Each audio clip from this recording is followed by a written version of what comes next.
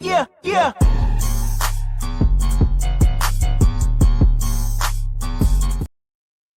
Hello, everyone, and here's another video. I've been watching a lot of videos today. Obviously, it was an eventful day in the stock market. Everybody was thinking it was going to be Black Monday. It didn't turn out quite as bad as everyone expected.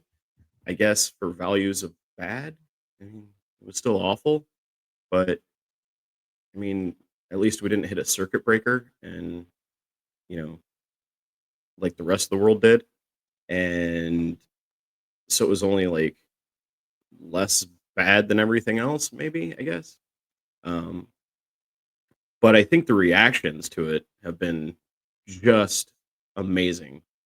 Um, I've been watching a lot of YouTube videos from like Mockler and Don Lemon and everything else. And uh, here's the thing: that they all focus on this one interview here that Trump gives, and it's clear like he's brain is.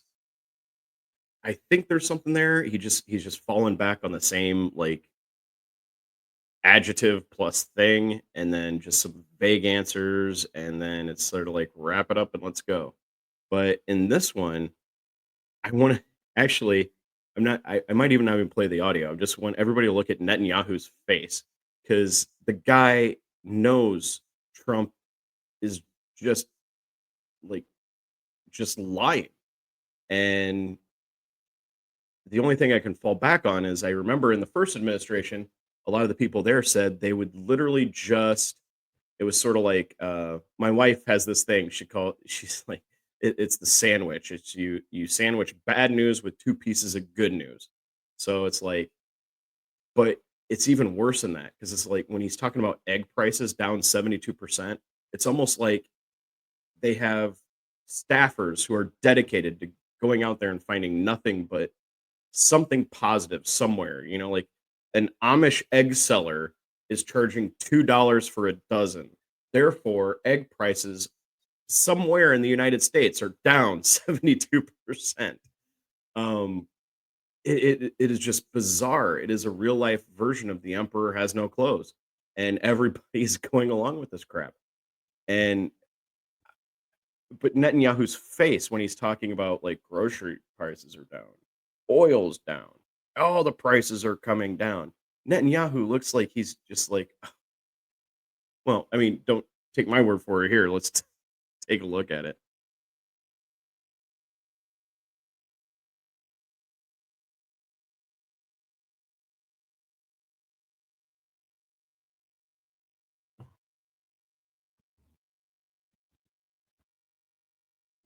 Is down at levels that nobody ever thought possible. Energy looks like it's going to be in the $2.50 a gallon range and maybe below that. He might be right, but it's sort of like COVID times or 2008, 2009, or any other Great Depression, Great Recession, whatever economic meltdown you've ever heard of. People stop driving. Therefore, gas prices go down. For a car, so for gasoline. So we are. By the way, this clip I've seen, a lot of people have used the previous snippet where he's talking about egg prices and groceries. That's an old fashioned word and everything else. I think this one's actually a little more interesting because this one shows one, Netanyahu not buying a word he's saying, and two, he just, well, watch.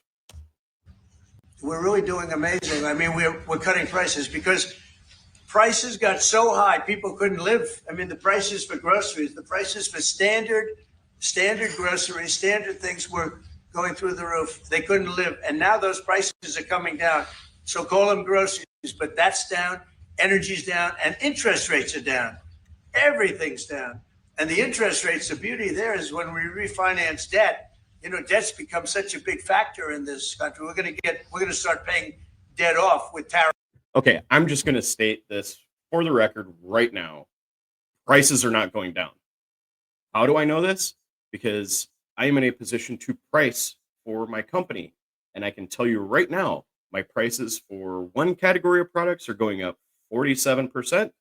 And for another category of product, it's going up 75%. And we're going to be doing that within the next week, 2 weeks. I mean, we have some inventory, but we have stuff that's going to hit port that's going to be tariffed. So yeah, we're basically going to force majeure our customers into almost 50% across the board price increase, plus some for some other products. And that's going to happen within the next couple of weeks. I mean, and that's going to be every category. Everything you buy is going to go up, whether it be 20% to 75%, but it's going up. Tariffs and other things. But it's such a big factor because the interest rate's so high. Well, now that's coming way down. So our budget's going to look a lot better because interest costs are way down. And I guess I've done that. Okay. Look at that shit-eating grin on Netanyahu's face. I love it. I have watched this several times. I didn't want to use the clip everybody else is using because I just didn't want to, but his face during that is even better. But look at that grin on his face. He knows. He knows it's a meltdown. And guess who has very, very low tariffs? Israel. Guess who also has very, very low tariffs? Russia. Huh. Many Israelis are watching you now on live show. Good. What is your I hope they like way for getting the hostages out from the horrific captivity? Yeah, we are trying very hard to get the hostages out. We're looking at another ceasefire. We'll see what happens.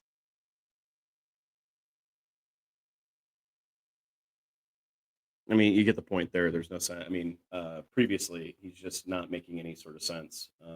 It does seem like he gets it together for a little bit, but that's typical of, I mean, let's face it, old age. I heard something yesterday that if he tries to make it for a third term and makes it eligible, that Bill Clinton is actually younger than Donald Trump and could run again. And that I honestly didn't believe it. I had to look it up. I mean, I've been a staunch Republican my entire life until, well, I mean, in a previous video, I talked about Trump. I've hated him my entire life. I never thought the man was any sort of interesting. He's got the lowest IQ that you could possibly imagine because let's face it, the ability to communicate at a high level is a measure of intelligence. And the man can only speak to fifth graders. And so I hate to say it, folks, but if you think his speeches are eloquent or you're like, yeah, Trump, guess what side of the 50%, there's an average IQ, everybody. Some people are above it. Some people are below it. If you listen to a Trump speech and you're like, that was really smart, guess which side you're on. But the only other thing I have is Howard Lutnick. Now, my wife is obsessed with 9/11. At the time, her dad's fiance worked at the Trade Center. And let's face it, for people in our, relative experience, age group, 9/11 was a formative time.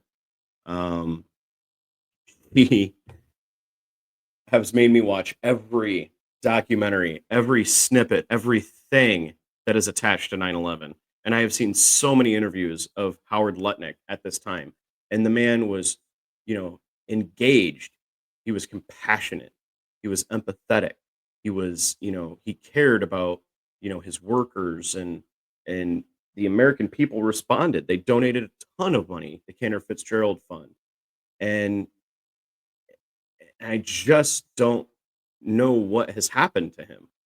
I mean, did he have a stroke? Howard? If anybody knows Howard Lutnick and is listening to this, and by the way, remember to like and subscribe, make comments. If anybody knows how to get a hold of Howard Lutnick, I'd love to because I've seen the man on video so many times.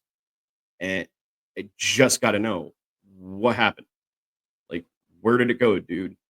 Your sister who runs your charity is a labor attorney. And you're in that White House? Your wife helped you set up the Cantor Fund to help all the families of the employees that lost their lives. And here you are, knowing. And don't lie, dude. I mean, I know you might not see this or anything else, but Howard Lutnick, stop lying. You know you are destroying people's lives. You are destroying their retirement with no regard. Yet the American people stepped up to help you in your time of need. I still remember in this video, there is a bunch of pennies taped to a postcard from a child who sent it to Howard Lutnick to help with the employees that lost their lives. What happened to that guy? That child is now working. That child might be working for the federal government that gave you what pennies they had in their penny jar. And what are you doing with it? Lutnick, what are you doing with it? Laying off that kid? Laying off that child that scraped their pennies together and put it on a postcard to give to you? And you're going on CNBC and talking about how maybe that kid can start an exciting new career in screwing little screws into an iPhone. You're a putz. And frankly, after rewatching the video and knowing what you are now, you've always been a putz. You always will be a putz. And frankly, you don't deserve to have a charity named after you. You don't deserve to be in those videos. Frankly, we should wipe those videos out and go back in time and just tell you to pound sand. Because here's the exciting Howard Lutnick video.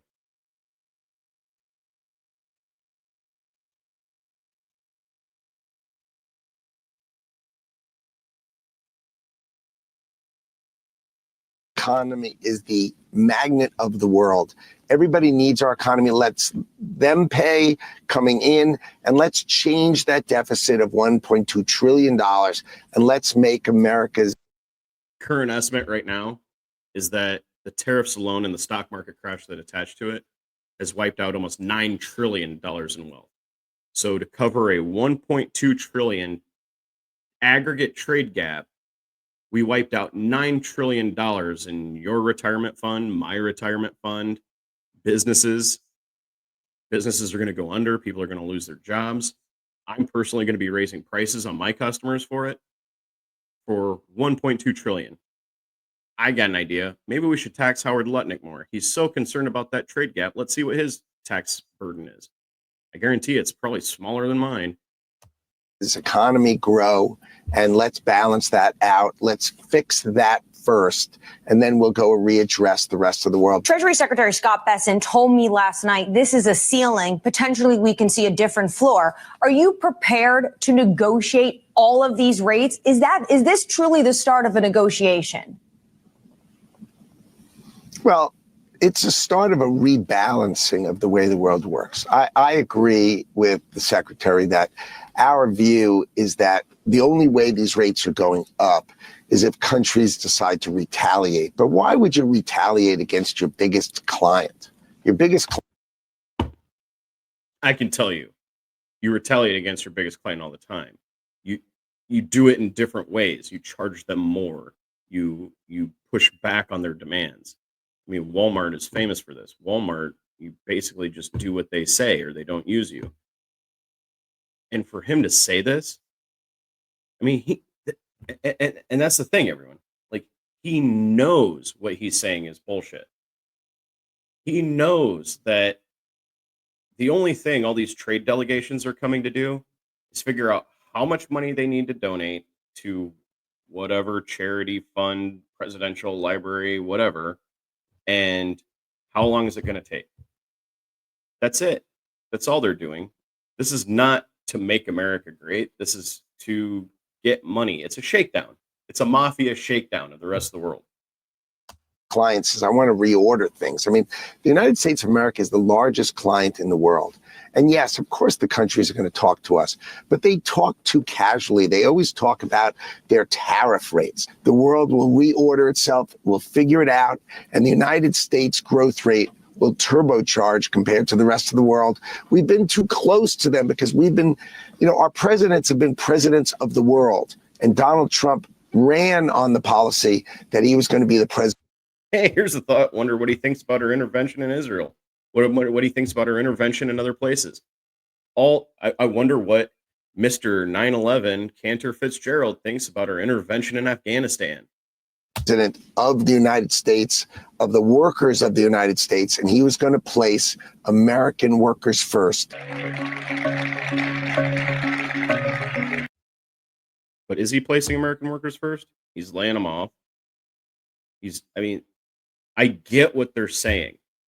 Tariffs applied correctly can lead to job growth, but it takes time. If anybody thinks that we're going to start building and automating factories to build iPhones in the United States in the next 6 months, they're insane. This stuff takes years. Even if we automate, if we bring back, we reshore and we automate every manufacturer. I'm in manufacturing. You are not going to do that overnight. It's not going to happen. And there's some things that we do not have supply chains for in the United States. Rare earth metals, some forms of metal. We really don't produce much aluminum ourselves. We get that from Canada. So how are we going to manage to automate and do this great American manufacturing recovery? Unicorn farts, fairy tears. I mean, what are we going to use to do this? It's not going to, it'll take years to do this. In the meantime, the economy is going to destroy itself.